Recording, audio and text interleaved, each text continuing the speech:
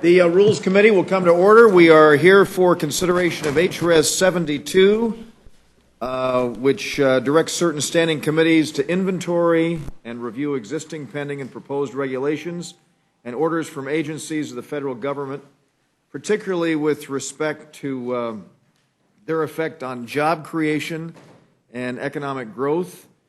We have this resolution that has been introduced by the distinguished Vice Chairman of the Rules Committee, the gentleman from Dallas, Mr. Sessions, and we believe very strongly that as we proceed with our laser-like focus on creating jobs and getting our economy back on track, that the notion of our trying to rein in the red tape factor that is before us is a priority. In fact, those are the exact words that were used last summer when we came forward with the Pledge to America, and as we all know, we're using that as our guide for legislative priorities. We're very pleased that in the wake of the historic election that took place last November, we saw the President join in with a very positive piece that he penned for the Wall Street Journal, in which he said, small firms drive growth and create most new jobs in this country. We need to make sure that nothing stands in their way. And that's what this resolution is all about, because if we're going to create jobs and get the economy back on track, it is critical for us to recognize that the size, scope, and regulatory reach of the federal government is something that has been impeding that kind of growth that is essential for us to have. This week, as we all know, the President addressed the United States Chamber of Commerce and similarly talked about steps that need to be taken for us to ensure that we create jobs and grow the economy. And so I see this resolution, which I know is something that the institution could do, but it calls for the entire House to provide encouragement and direction to 10 standing committees that will be out there, and we will have a lengthy debate later this week on the issue of regulatory reform and its necessity because of the challenge that we have of, again, job creation and economic growth. And so let me just say that, again, this HRS 72 was introduced by Ms. Fox, and we don't have witnesses. What I'd like to do is have the resolution, the motion offered by the gentlewoman, then we can have discussion here. So the chair recognizes the gentlewoman from Grandfather Community, North Carolina, Ms. Fox. Thank you, Mr. Chairman. I move that the committee report HRS 72 to the House with a favorable recommendation. Is there any discussion? Mr. McGovern. Thank you, Mr. Chairman. Mr. Chairman, the number one priority of the American people is creating new jobs. But instead of responding to this call, we seem to be making a habit in the House of passing resolutions that merely repeat the obvious, restate current policy, and rehash the old press releases. Last month, my Republican colleagues passed a non-binding resolution calling on themselves to pass a new health care bill to replace the one they had just repealed. Today, they want us to believe that we can root out bad regulations by restating the routine oversight responsibilities of House committees, a process that all of these committees have already undertaken.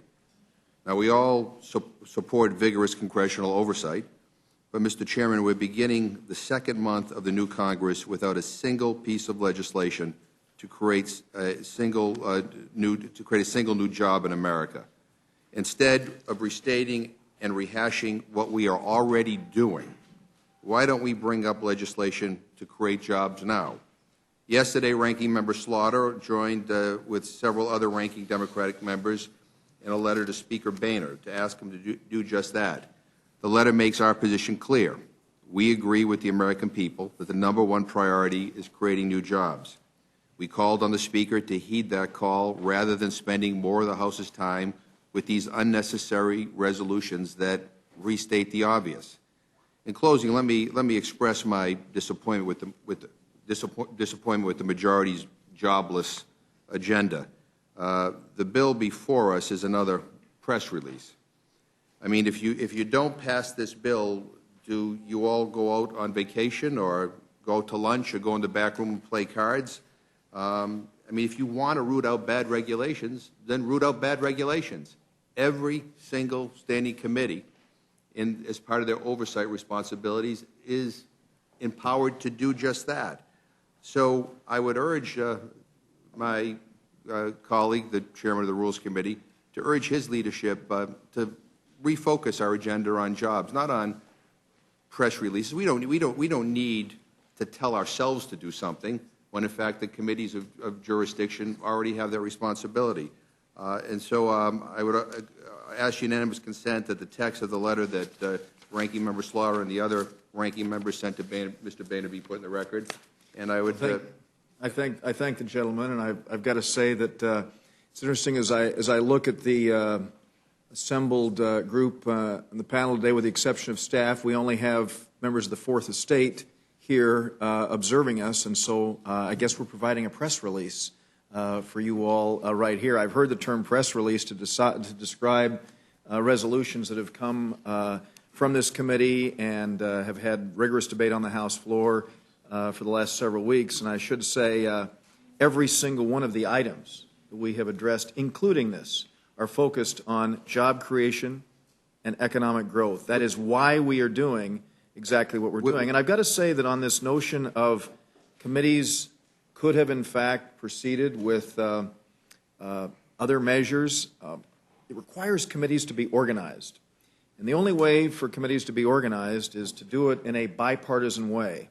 And as my friend knows very well, if you look at the last several weeks, it has been a challenge to bring about committee organization. We were able to do that here just a few hours less than a few hours after we took the oath of office.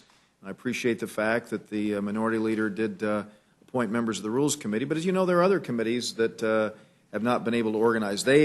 Some are, in fact, I think the Science Committee is doing its organizational meeting now, and the reason has been that there haven't been full membership there. But that aside, and I'll yield in just a moment, that aside, I think it's important to realize that much of what the gentleman said is absolutely right. Job creation and economic growth is something that we're all interested in, and we believe that giving this institution an opportunity to encourage the committees of jurisdiction to proceed with efforts to do exactly what the President talked about, make sure that nothing stands in the way of the quest that businesses in this country have of job creation, is a priority we have, and I'm happy to yield to my friend. I appreciate the gentleman yielding. And with respect, Mr. Chairman, the bill before us doesn't create a single job.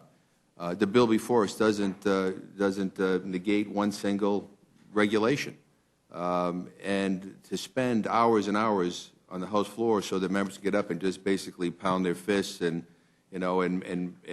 make grandiose statements on how bad regulation is, I guess that's, maybe that's good therapy, but it doesn't do anything. It doesn't help any businesses. It doesn't create any jobs. And I would much rather the House spend its time on actually debating the regulations that you want to repeal. And then maybe we want to repeal in a bipartisan way. If I could reclaim my time, to me, that's a worthwhile debate. Enough, if I could reclaim my time, I would say, interestingly enough, I've just come from a meeting with the committee chairs, those who will be dealing with this.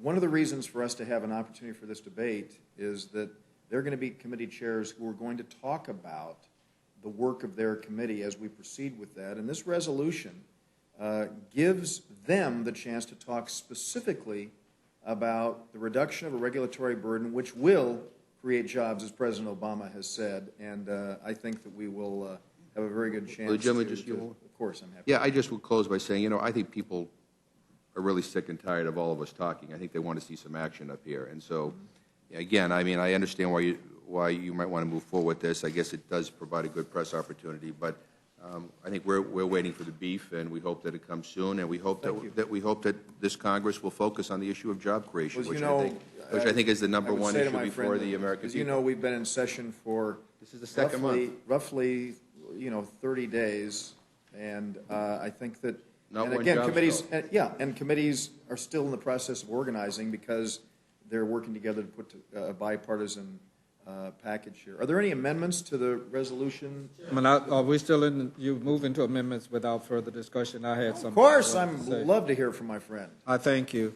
I will have an amendment. I don't know whether Mr. McGovern does or not, but previous to that, Mr. Chairman, am I correct that inherent in every committee of Congress is the responsibility that this particular measure is offering today? Excuse me? Inherent in every committee of Congress. Can they do this without this resolution? Is that what Precisely. you're asking? And the answer is yes. And we know, if the gentleman would yield, I would say that we know that the President of the United States has come forward with his piece in the Wall Street Journal, and he spoke this week at the Chamber of Commerce. And so we felt it important, since this was an issue that we talked about last summer in the Pledge to America, that we would, in fact, focus on this. And I think that my friend from Worcester is absolutely right. Getting specific is something the American people look forward to having us do. And this week, as we have what I think will end up being about how many hours of debate? 9.5 hours of debate, we will have an opportunity for both Democrats and Republicans alike and committee chairs to focus on some of the specifics that will be necessary to create jobs. And I thank my friend for yielding. And that has to do with telling committees that they must review existing, pending, and or proposed regulations. And that's what we are going to do. We're going to provide specifics. We're going to tell them, go after the Clean Air Act, or how do we go If about the gentleman yield, I thank my friend for yielding. And let me just say that what we're doing is simply establishing what, for lack of a better term, would be prioritization. The President of the United States has set this as a priority in his Wall Street Journal piece and in his address to the Chamber of Commerce. Last summer, when we unveiled the Pledge to America, we said that this was a priority, and I think the outcome of the election has played a role in saying that there is a clear understanding. So this resolution simply calls on the 10 committees that will have responsibility for the issue of regulatory relief to do just that, and that is the goal. And so I think that the chance for specificity is something that is essential for us, and I thank my Just friend for reclaiming yielding. my time just for a moment, Mr. Chairman. It's thought by many of us that the specific committee dealing with government oversight are now chaired by your California colleague and our colleague Darrell Issa, is going to spend a considerable amount of time, as did in another period Henry Waxman, another of your colleagues from California. I only cite California for the reason that my parents lived there, as I've talked to you about before. And I shudder to think what would have happened from the time that my parents moved to California until a decade ago without benefits of the Clean Air Act. David, you grew up in and or around, or have lived in Los Angeles a very long time. It's a fairly, have you been there on a morning when you could barely open your eyes, the smog was so The gentleman yield, I will tell you that I was a supporter of the Clean Air Act and continue to be a supporter of the Clean Air Act. And the notion of saying that we are going to dictate exactly what regulations are going to be addressed, I think that there can be improvements made to the Clean Air Act. And the idea of somehow arguing that we are going to have some wholesale undermining of safety standards, of items that are going to ensure that the quality of life of the American people is no way undermined is a mischaracterization of what is being done here. The President of the United States, when he wrote his piece in the Wall Street Journal about regulatory relief, recognized, as we have for many years, that the duplication, the onerous regulatory burden that is out there needs to be addressed so that we can do exactly what my friend from Worcester has said, and that is create jobs. And I believe that we've got a chance to do that. Well, one of the things that continues to puzzle me is how, when we switch from minority to majority, that you tend to forget about the arguments that you made about inefficiencies and redundancies. Now, Clause 2 of Rule 10 specifically tells committees to review specific problems with federal rules, regulations, statutes, and court decisions that are ambiguous, arbitrary, or nonsensical, or that impose severe financial burdens on individuals. And since the rules not only authorize committees to conduct oversight, they require it. And I just see this as being particularly redundant. And I, for the life of me, I can't figure out any other reason. And as a matter of fact, let me add, in addition to redundancy and inefficiency, it doesn't take any 9.5 hours for people to run off at the mouth about regulations. You're going to have that opportunity. Every committee in this Congress does oversight, and I've served on at least 9 of them in 18 years. And every one of them did oversight. And every one of them dealt in some way or another with some kind of regulation. So what are we talking about here? Is the gentleman Yes. completed? Well, let me just say, and then I'll recognize Mr. Polis.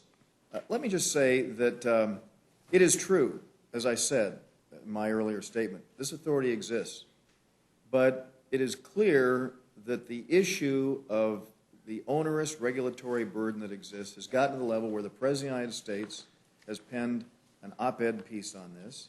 It has gotten to the level where he felt it imperative to talk to the United States Chamber of Commerce about it. And so we feel, since we made this as this was a specific thrust to the Pledge to America, during that 9.5 hours of debate, I believe that, as Mr. McGovern has said, the issue of specificity is going to come forward as far as proposals that will emanate from the committees of jurisdiction. So my friend is absolutely right. Well, would the gentleman yield just Of course one I'm minute? happy to yield. You've said now the President of the United States. It may come as a bit of a surprise to you that all of us don't always agree with what the President of the United States That's does. for sure. That's And the simple fact of the matter is, because he talked about regulations needing to be addressed, everybody agrees that the useless ones or the unnecessary ones ought to be addressed. But please don't use the President as a crutch when in fact you tried to knock the underpinnings out of him, as is a part of your partisan responsibility. Well, if I can reclaim my time, let me just say that it's my quest to try and find areas of agreement and work in a bipartisan way with this president on issues that he talked about in the State of the Union and what he's raised here in his speech yesterday and his measure or his piece that he put in the Wall Street Journal as well. Mr. Polis. Thank you, Mr. Chairman. I know initially, Mr. Chairman, you alluded to the prompt reconstitution of this committee in the 112th Congress, and we did in fact act fast. It wasn't without its difficulties, as we know. There were non-members that participated. We later rectified that on the floor of the House.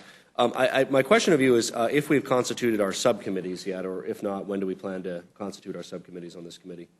You know, that's a great question. I can't tell you.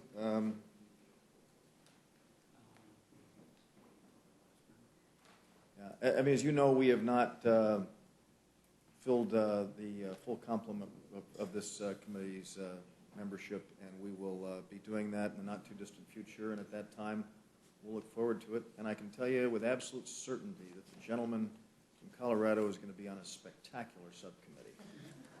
Great opportunity to participate. One of two, one of three. Well, I thank the chairman.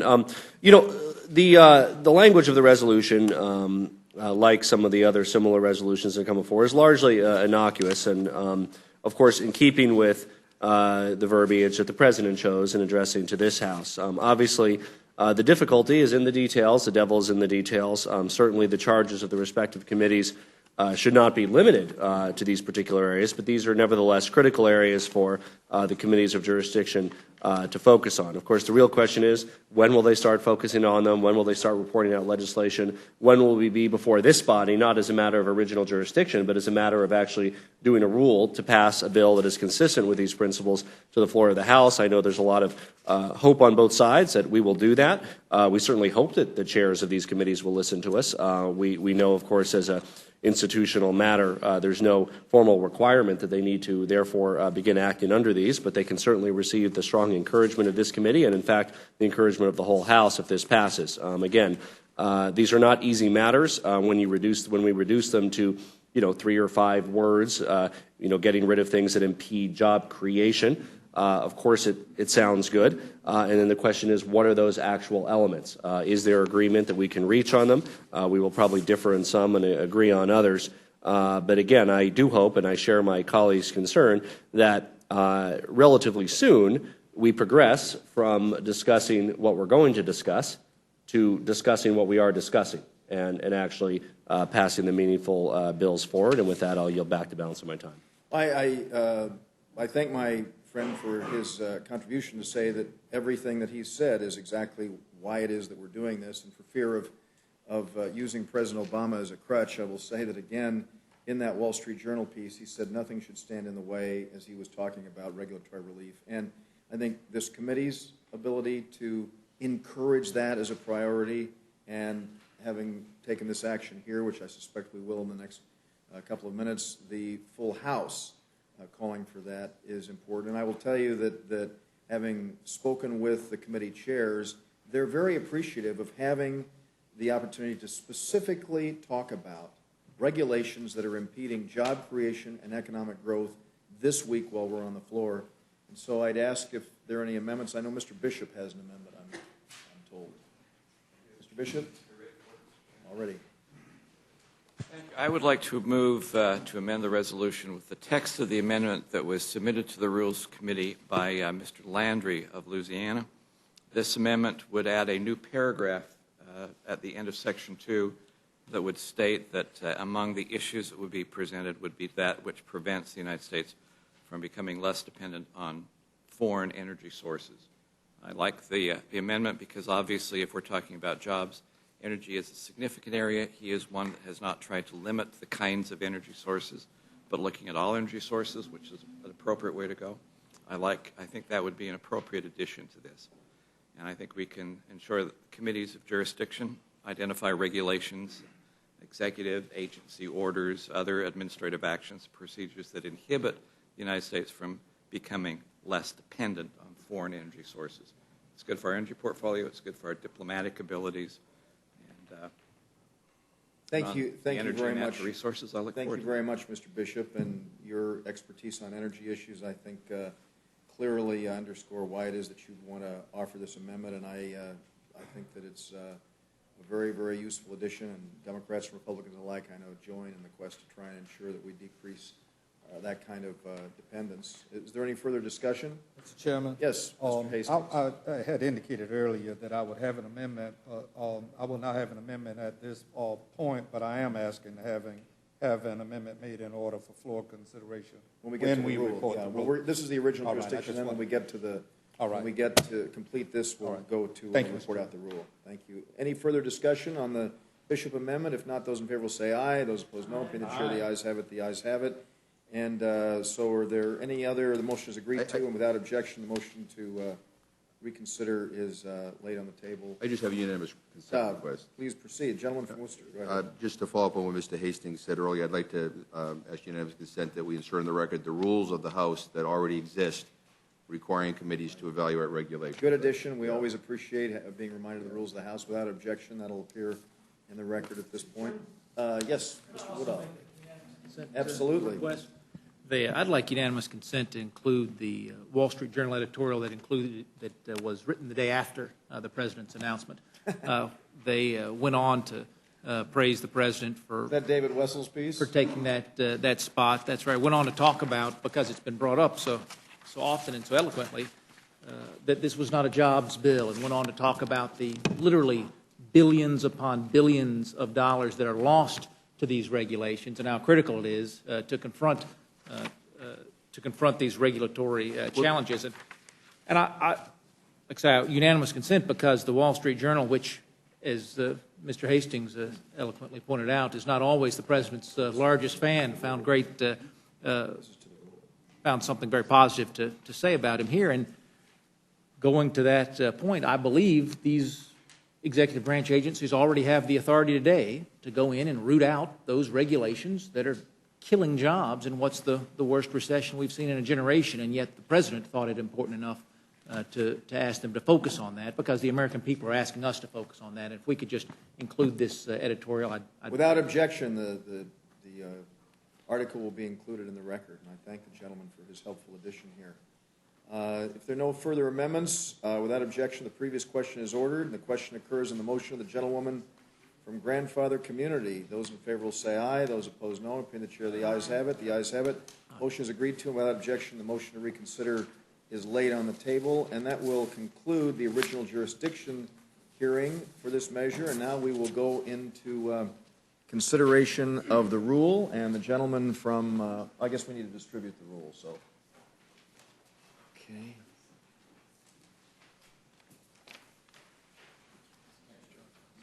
Yeah, let's, I mean, I see this.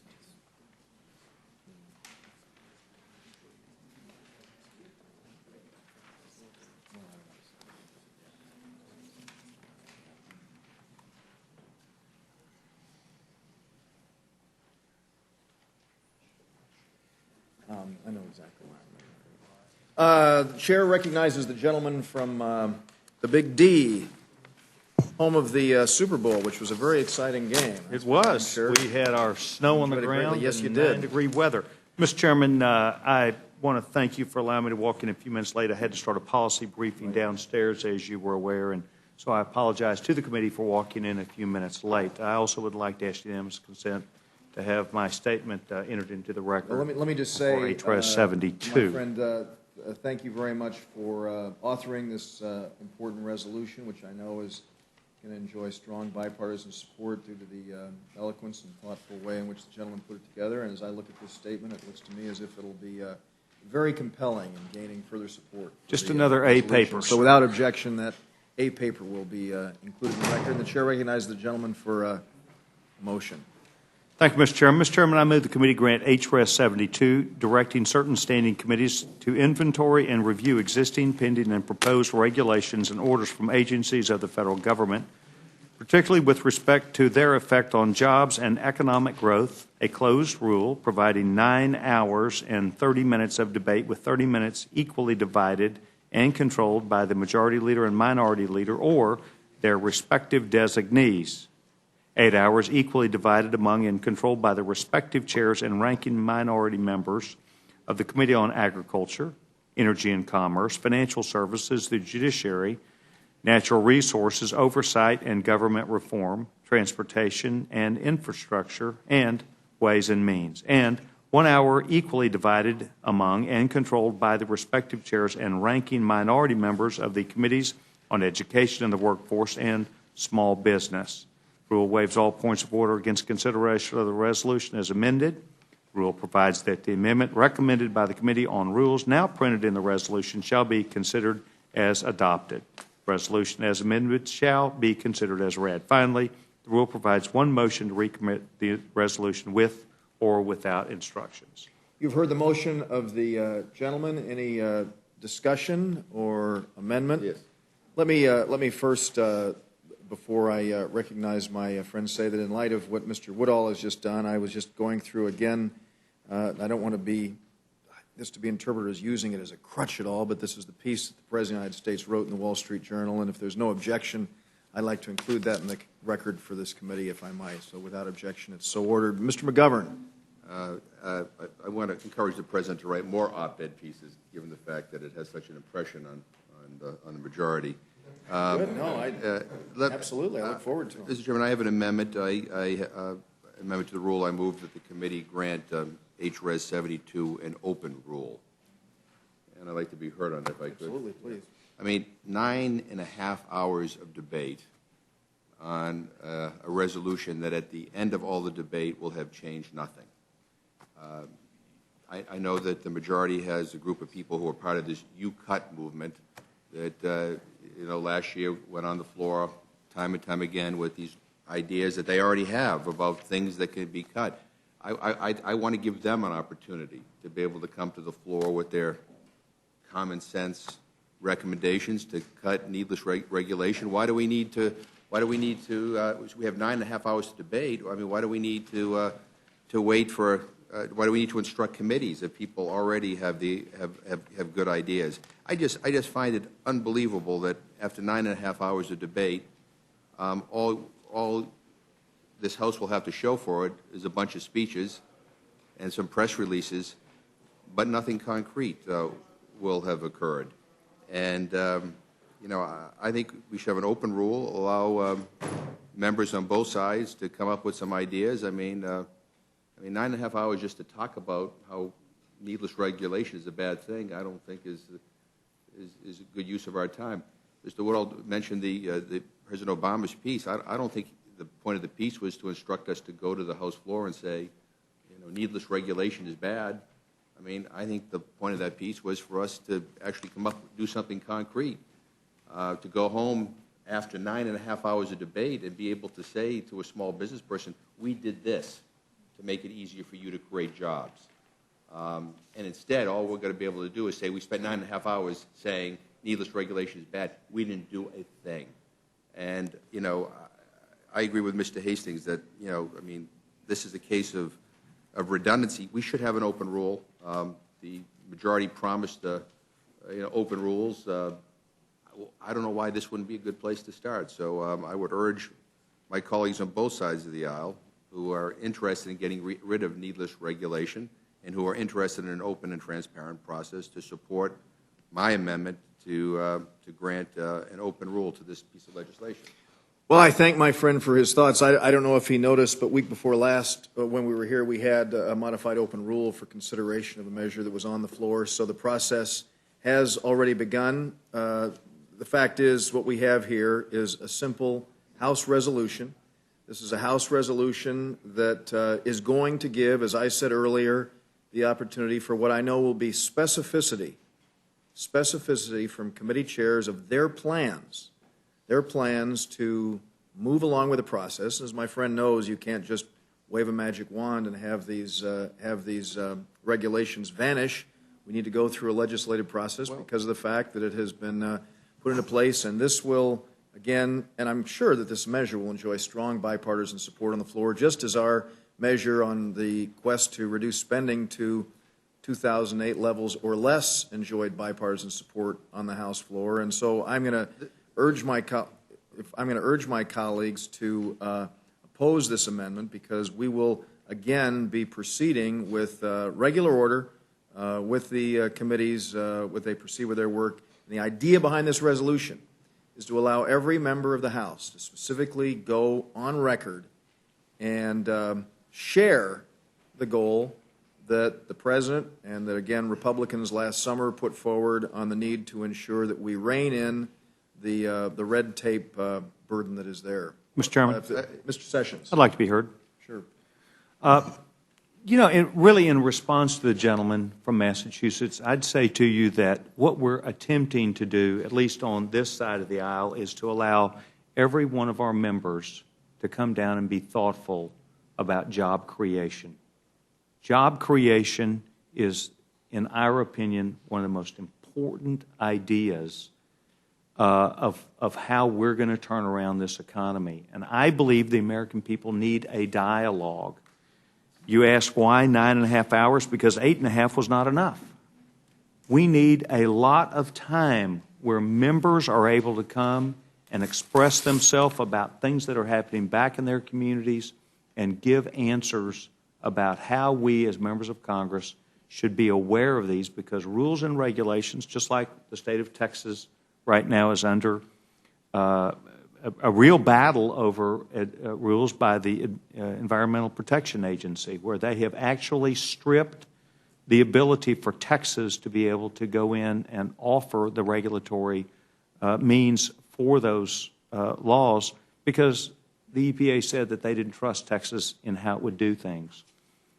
The laws, the rules, the regulations, the ability that we have as a country to understand and work through a very difficult process has a lot to do whether people will invest in our country, whether they will keep jobs in this country.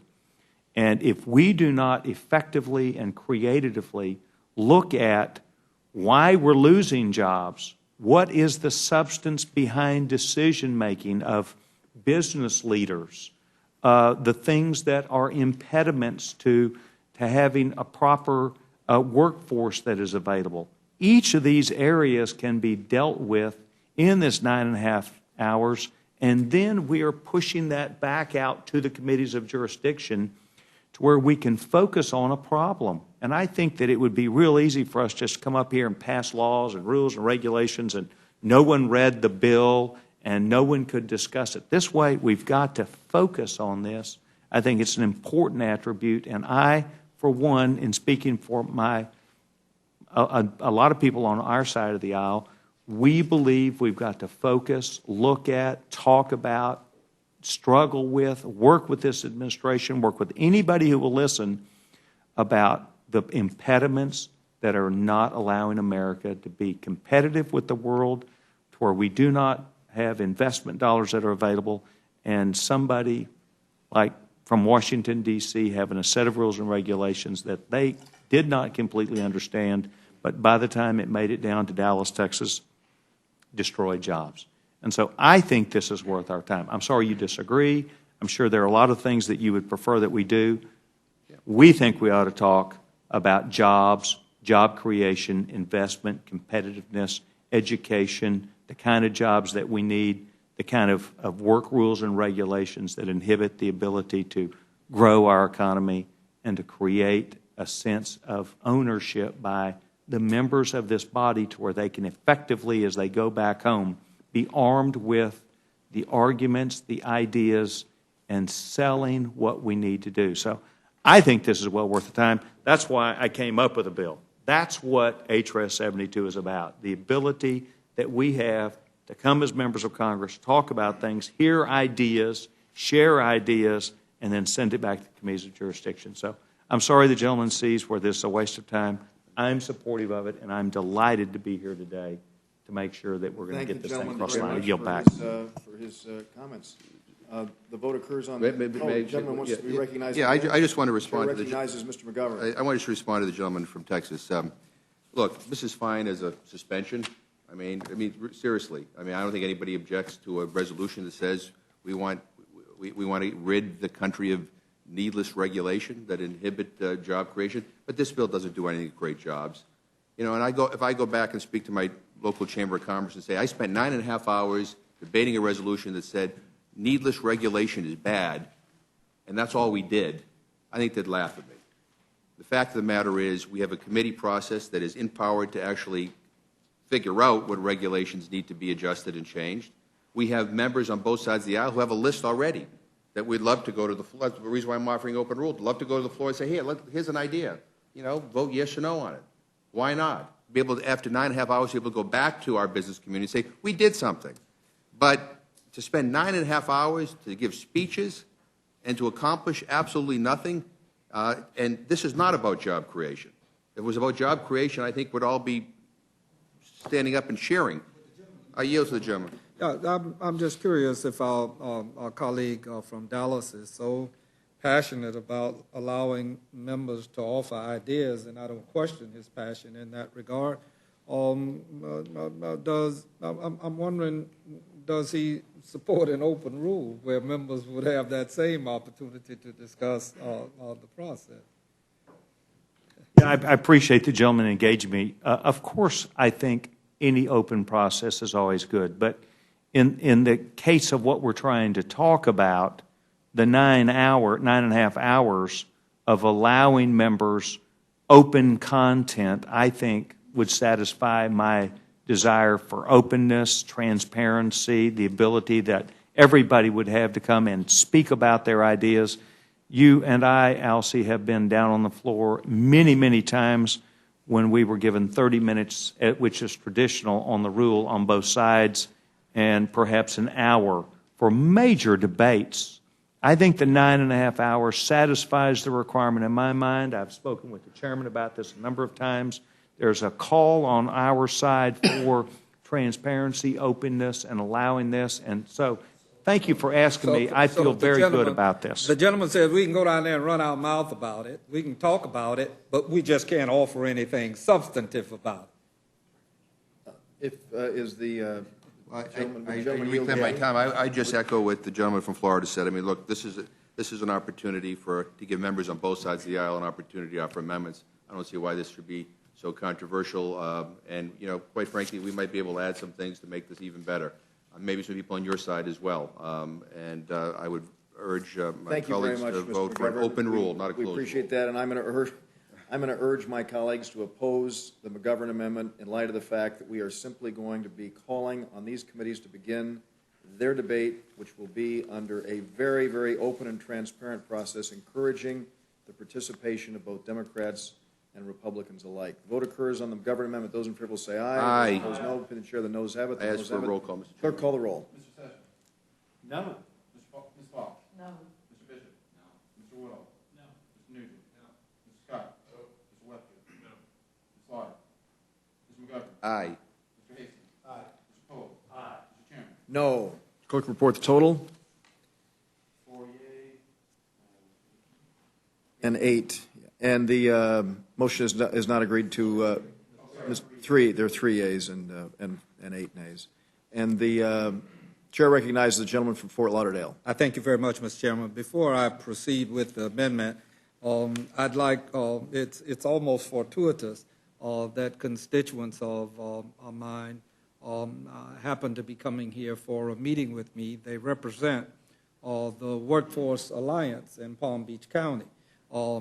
Catherine Schmidt and her board, these are our constituents here who last year helped 12,000 individuals enter or re-enter the workforce and brought down Palm Beach County's employment records substantial enough to receive statewide recognition for their efforts. And Thank you all very, very much for being here, and we appreciate your joining us. And we're Mr. Chairman, yes, I have an amendment and to the rule, Gentlemen. and I move the committee make an order and give all necessary waivers for an amendment to add a section instructing committees to make the creation of jobs their highest priority and to report jobs legislation to the House as soon as possible.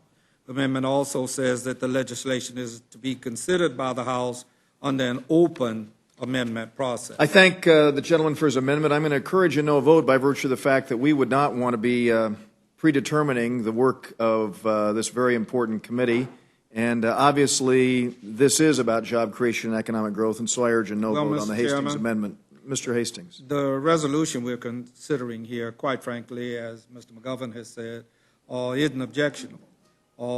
We all agree that regulations that do more harm than good should be scrapped.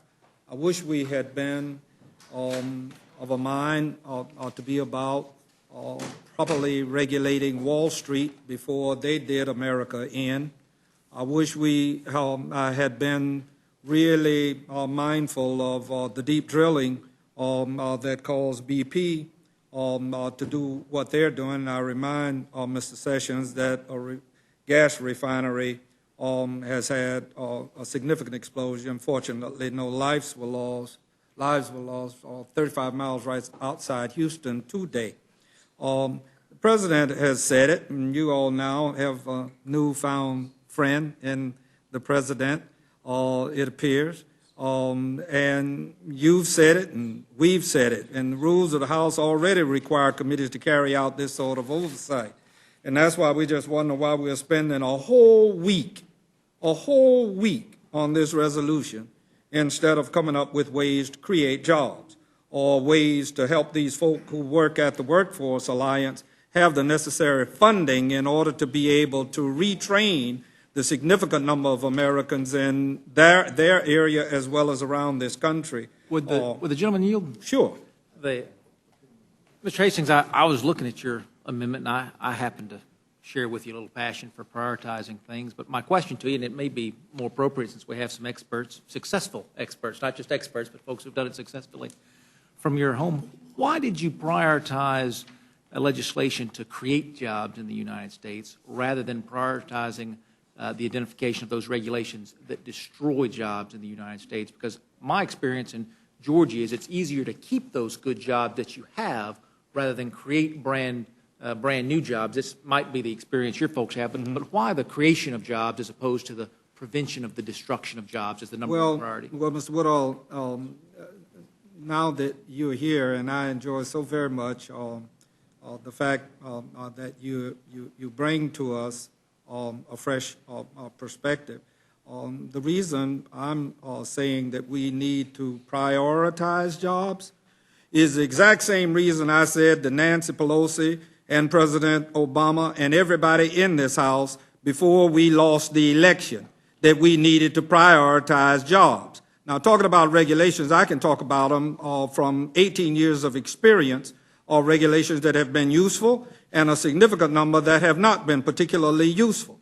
And I agree with you that they should be gotten rid of. But unless we can spend a week here talking about what we can do with our oversight and or responsibilities, what we can do with our Ways and Means Committee, what we can do with a significant number of undertakings to help create jobs, then a process where we are prioritizing, telling committees that you need to have oversight with reference to regulations, I gather then, you'll get an opportunity to talk about the EPA. But if you went with me to Belgrade, where these people represent as well, and you saw some of the water that was there, you would want us to have more regulations with reference to water. So I prioritize it because I think the number one problem in America is a lack of jobs and the need to create jobs. And I don't think all regulation has caused us not to create jobs. As a matter of fact, there are some industries that would argue to you that their new efficiencies under regulations cause them to create jobs. Now, our amendment... Will the gentleman yield? Sure. Does Mr. Woodall have the time? I know I'm supposed to be in charge here, but I don't know. No, I had the time and yielded to Mr. Woodall. Well, that's great. Well, would the gentleman yield to me? No, of course. I'd like to accept the amendment that the gentleman has offered here with a modification, a friendly amendment to it. The gentleman is absolutely right. The issue of job creation and economic growth is very important, so I'd like to figure out a way to accept the gentleman's amendment. And what I'd like to do is offer an amendment to the amendment which would put a period at the end of highest priority and not predetermine the action of this committee. So the amendment would read, each relevant committee of the House shall make legislation to create jobs in the United States its highest priority. And that would be the gentleman's amendment. And again, we don't predetermine the work of the Rules Committee by doing that. And I'd hope that the gentleman would accept my amendment, and then I would encourage my colleagues to support the gentleman's amendment. What's dropped?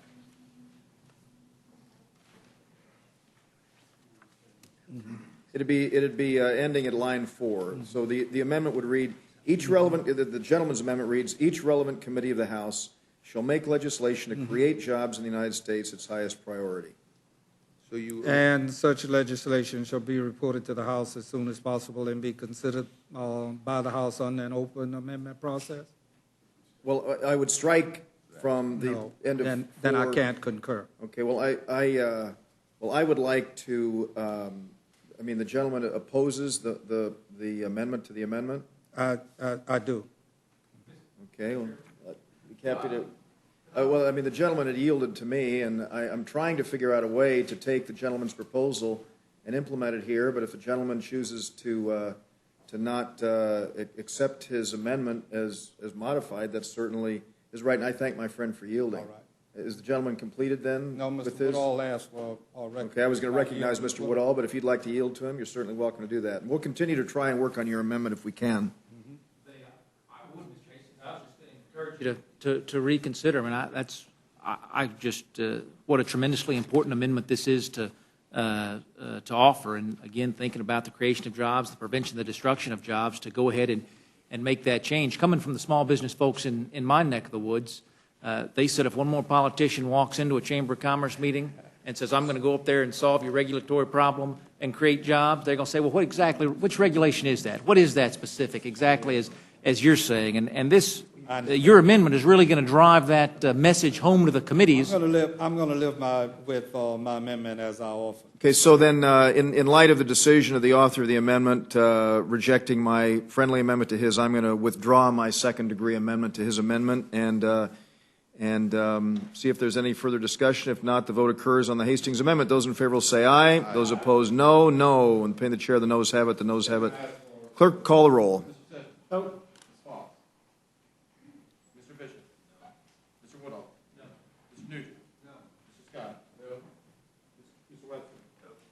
Ms. Slaughter?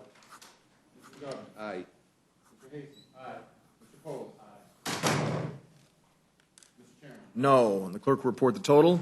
3 yeas, 7 nays. And the motion is not agreed to.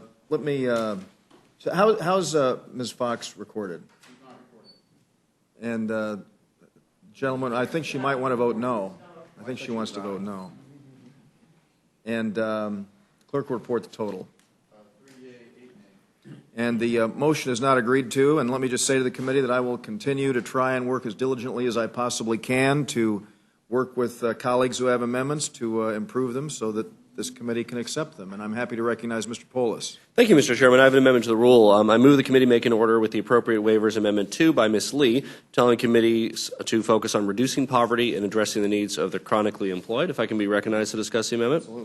Absolutely. Again, I think that this is one where I hope that we can have broad agreement about this being a goal, reducing poverty and addressing the needs of the chronically unemployed. With regards to reducing poverty, I think there's many ideas from both sides of the aisle. Certainly, I know the chair and I have shared discussions of the late Mr. Kemp's ideas, formerly a member of this body, and enterprise zones, which I continue to be a strong supporter of, as well as other ideas, fundamentally a strong preparation of human capital and education that the President discussed in his speech as well.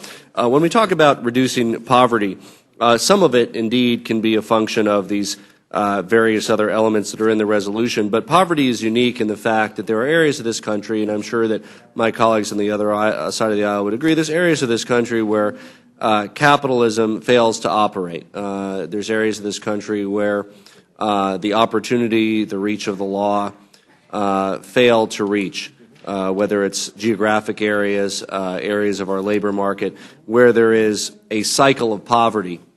There is little consolation in removing regulations that impede various types of difficulties for businesses. And I hope that we can add as a legitimate focus reducing poverty and addressing the needs of the chronically unemployed, which otherwise may be unmet under this rule. You've heard the gentleman's amendment. Let me just first say, before recognizing Mr. Sessions, that it's very clear that ensuring that we create jobs is designed to focus on the poverty problem that is there. And I know that the committees of jurisdiction, as they proceed with job creation, will have the reduction of poverty and those challenges that exist as a very high priority for them. Mr. Sessions. I appreciate it, Mr. Chairman. Just some dialogue back and forth. I think availability of jobs is the best way to stop chronic unemployment. Yeah, if the gentleman will yield, and I think the issue... I would yield. Yeah, the issue is that there is a gap between the skills that people need and the conditions in their life that they need to be able to work and the availability of work. And there needs to be a deliberate effort, I believe, with regard to it could potentially be childcare to enable somebody to work. It could potentially be a skills gap. The fact that there's somebody who's not literate, which unfortunately occurs in many parts of this country. So there is more to poverty than simply the lack of jobs we're experiencing. There has to be a connection between the criteria that's needed to be gainfully employed and those who need the jobs. I appreciate continuing to engage the gentleman. Last night I was the keynote speaker at the Down syndrome national event that they had here in Washington. And as I sat not only and met with families and persons with these intellectual disabilities, I heard them over and over and over and over say, I used to have a job, and I lost my job because of the economy. I do agree that there's a mismatch with skill sets a lot. I have a Down syndrome son myself. I am aware of some of the issues related to educational levels, intellectual abilities, and the other things. My point might be that I think this resolution, and one of the reasons why I did it was so that we can effectively also talk about what you're talking about, but we're talking about jobs as opposed to chronic unemployment or people who don't necessarily have things, but how we create jobs, and then out of those jobs, in many models that you'll look at, there's a great job and then a job that supports that, and then that's something that supports that and something supports that, and then somebody who actually may be opening the door for someone or taking care after we have been at work. Perhaps it could be custodial. some of these jobs can be gained back with high-paying jobs with more investment. And so rather than, I mean, we're trying to look at the subject rather than the predicate, but I am aware and very sensitive to the issues that you talk about of chronic unemployment. But it primarily occurs today in our society because the lack of jobs, not because of the skill set performance. The jobs are being lost, and there are lots of people who could perform those jobs, and the jobs are gone for a reason.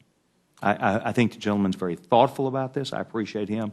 I wanted you to know that the benefit of just last night, me spending 3.5 hours with a group of people who feel this most, accurately, it hits them at the level where it's their children or it's the individual that has been harmed because of their loss of a job. Will the gentleman Vote yield? occurs on the, Will the gentleman yield for a moment? Would the gentleman like to be recognized? I would like to be recognized then, yeah, thank you. Gentleman's recognized. Sorry, I didn't realize that the gentleman from Texas had yielded back. Certainly appreciate the discussion with the gentleman from Texas, and obviously this resolution is not restrictive to the matters that are in it, and I would hope that the committee chairs proceed with a discussion of poverty as well and the factors that lead to poverty. Certainly jobs in the conventional sense is one of those factors that leads to poverty, namely the lack of jobs. But I think it's difficult to discuss actually solving the poverty issue without also discussing the gap between the jobs that will be created and the skills that exist in our communities of poverty. And once again, asking the gentleman to engage me, let me say I agree with you, but you got to have a job as an opportunity. And that's what we're trying to focus on, is how we go about creating jobs instead of having rules and regulations that might destroy. Reclaiming my time. I don't want to beat this up, but I do want you to know I do appreciate the gentleman bringing this up. I think it's a very worthy discussion, and I know that this committee gets into a lot of things sometimes that are extraneous to it. This is right in the strike zone because people with disabilities are probably harmed worse in a downturn of the economy proportionally than almost any other group of people I can think of. And reclaiming our time, I certainly think Appreciate that we the can both agree that jobs are a critical element in any of this. And it's a question whether that's enough or whether we also need to make sure that we bridge that gap between skills and jobs. And to truly combat poverty, I think that would be necessary. But certainly there is agreement that jobs are necessary for all socioeconomic groups. And I yield back to I yield to Mr. McGovern. I just want to say, Mr. Chairman, you've heard a couple of very interesting amendments here. I'm sure that there are members on both the Republican side and the Democratic side who have other ideas that they think should be added to a resolution like this. I mean, given the fact that we don't trust the committee chairs to actually follow their own rules and do the oversight that they're empowered to do, I mean, we're going to tell them again that they need to follow the rules. I mean, there are a number of issues that I think are very important to members of both sides that, unfortunately, they'll have 9.5 hours to debate only this, but they'll not have one opportunity to be able to change this, to be able to add to it. I mean, and I'm not, and other than a procedural motion. But I mean, I think if you guys spend 9.5 hours, you ought to give members the opportunity to be able to debate and offer amendments and to make this even better. And I regret very much that this is yet another closed rule, and I thank the gentleman for yielding. Thank you, and I yield back the balance of my time. Thank you, my friend, and let me just say that obviously this is the beginning of a process.